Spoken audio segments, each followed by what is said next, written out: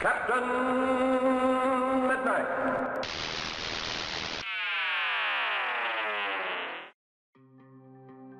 It's been a few weeks since the premiere of Star Trek Discovery, and the response to it has been pretty fascinating to me. While the show has been well received critically, hardcore and even more casual Star Trek fans seem very torn on it, with everything from the look of the show to its weird distribution making a lot of people really angry. Having seen and enjoyed the first 3 episodes, I decided to make a video that addresses the most frequent criticisms that I've seen online. Now, I'm not saying that it's a perfect show. Like many series in the early going, especially Star Trek shows, it definitely has some flaws and some growing pains to work out. But I think the foundation laid by these episodes have set up a show that I couldn't be more excited to see play out. So I'm definitely not here to say that none of these criticisms are valid, because I think that some of them are. I'm just going to give my opinion on them. Also, be warned that there will be spoilers for the first 3 episodes of Discovery, so if you're looking to avoid those, maybe check out this video later. Number 1. It sucks that CBS is making Trek fans pay to watch Discovery on their streaming service. Okay, this isn't really a criticism of the show itself, but a lot of people are really angry about it. And I get it. When you're already paying for Netflix, Hulu, or cable, it sucks.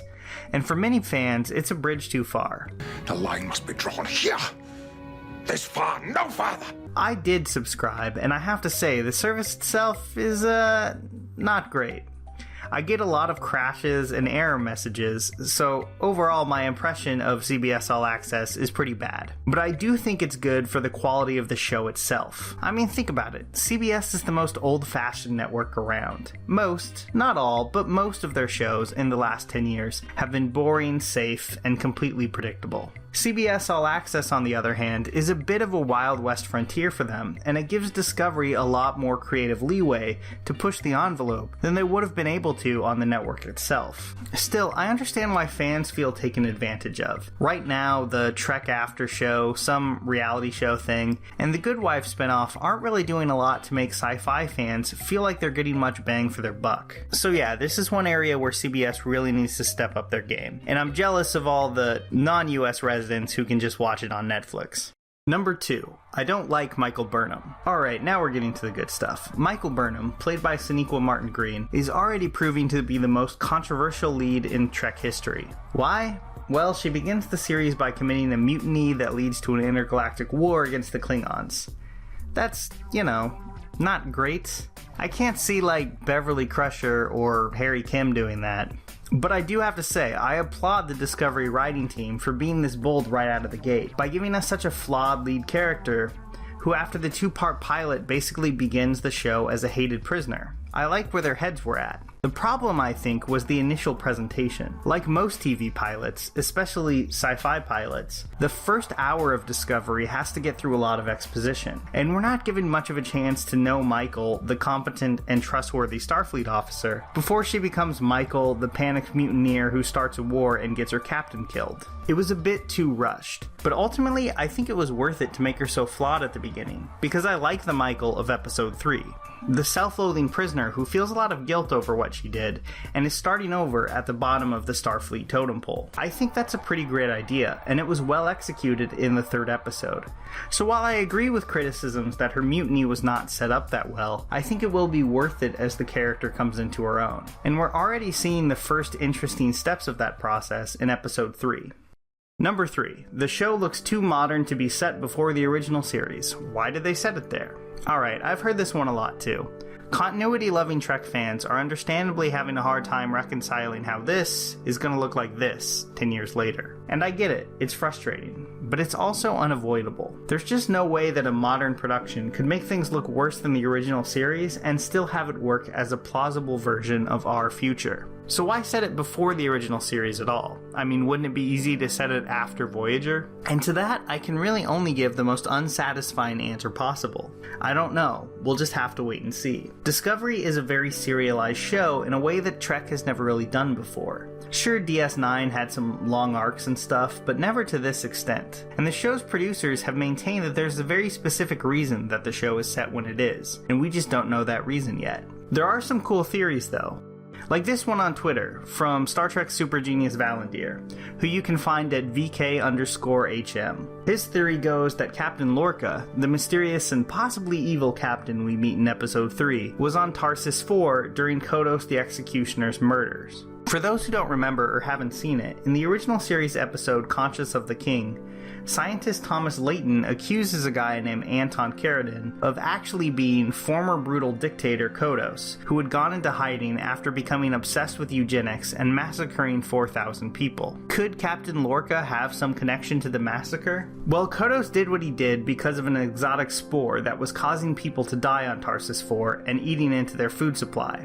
Lorca, of course, has a fascination with the power of strange spores that we get a peek at in episode 3. There's also something up with Lorca's eye, which matches up with the injury Kodos was inflicting on his victims. Setting the show 10 years before the original series actually makes perfect sense if you want to do a story about the aftermath of the events on Tarsus 4. Now, do I know this is the case? Of course not. But it goes to show that the writers probably have a reason to set it when they did, and we'll just have to be a little patient in finding out what it is. Oh, and one more thing. The title of the Kodos episode, The Conscience of the King, bears a striking resemblance to the title of the third Discovery episode, which introduces Lorca. Context is for kings. You know, I'm just saying. Number 4. The Klingons look all wrong. So this is definitely one that has Trekkers freaking out. To quote Mr. Plinkett, "So it's just weird because it's different now. And I don't like things that are different." I don't really get this complaint, honestly, because the Klingons have changed so much through the years already. From the original series to the motion picture, then again for the Next Generation and the Abrams movies. Maybe they'll address the continuity of this, I don't know, and honestly, I don't really care that much. A lot of fans are upset that the Klingons in Discovery have a ship lined with the coffins of their dead warriors, because there's an episode of Next Generation where a Klingon commander says they don't view dead bodies as important. And to that I say, yeah, so? Klingons are an entire species, and there's a lot of them from different houses and backgrounds. We wouldn't expect the modern American funeral to be the same as, say, the burial rites and traditions of the Mongolian people over a century ago.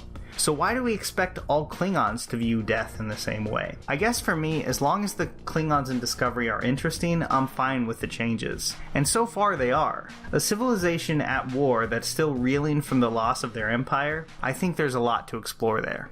Number 5. It's not following Gene Roddenberry's vision. So in the mid-60s, Gene Roddenberry had an idea that would shape the future of science fiction on television forever. A hopeful frontier, where humans and aliens from all over the universe work together to explore and solve problems. And a vision of the human race that have mostly risen above petty personal conflicts and grudges. Does Star Trek Discovery follow this model? Not really. In fact, a lot of the crew of the Discovery seem pretty flawed, like mean even, and not all of them are likable. Starfleet is far from perfect too, and they seem to be harboring some dark secrets. So that settles it then, right? Discovery isn't real Star Trek because it doesn't follow Roddenberry's vision. Except, wait a minute, this is a pretty tricky standard to hold the franchise to. For one thing, Roddenberry wasn't a particularly big fan of The Wrath of Khan, which he felt didn't stay true to the values of his series. And it's understandable. He had a film franchise taken away from him after the motion picture. I probably wouldn't be too happy about that either. But does that mean that most of the Star Trek movies aren't real Star Trek? That would kind of suck, since 2 and 6 are some of the best Star Trek stories ever told in my opinion. Or how about the seasons of The Next Generation after he passed away? He wanted absolutely no conflict between the ship's crew, a rule that the writers gleefully threw out the window after he was gone, giving us the great series that we have today. Or what about Deep Space Nine's darker, more cynical take on the series? Do we have to discount that as well? With all due respect to Gene Roddenberry, the franchise he created is a lot bigger than him. Countless talented writers and artists have added their own themes and ideas to it, including Star Trek 2 and 6 director Nicholas Meyer, who is a producer on Discovery. So I don't think it's fair to discount the new series just because it doesn't fully adhere to his vision, because the truth is, most of Star Trek doesn't. So I'm not going to single out Discovery, especially when franchise favorites like Meyer and Jonathan Frakes are working on it. Number 6. It doesn't feel like Star Trek. Okay, I get this one, and I can sympathize with it. So far, I think Discovery has produced some pretty good to great hours of TV, but it definitely feels tonally different. A lot of Trek fans have latched on to Seth MacFarlane's The Orville, saying that it feels more like Star Trek than Discovery. I think The Orville is a thoroughly mediocre show, honestly, and I kinda can't stand McFarlane, but I get what they're saying. Everything from the lighting to the direction of The Orville feels like it's emulating The Next Generation. It's cozy, you know, it just feels right.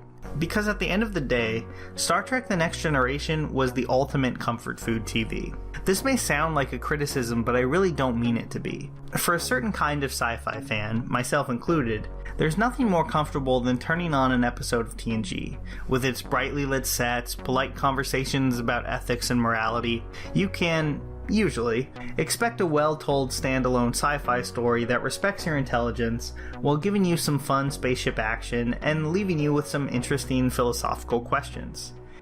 And of course it's all led by Captain Picard, who's the kind of smart, fair-minded, and noble leader that feels all too rare in the real world.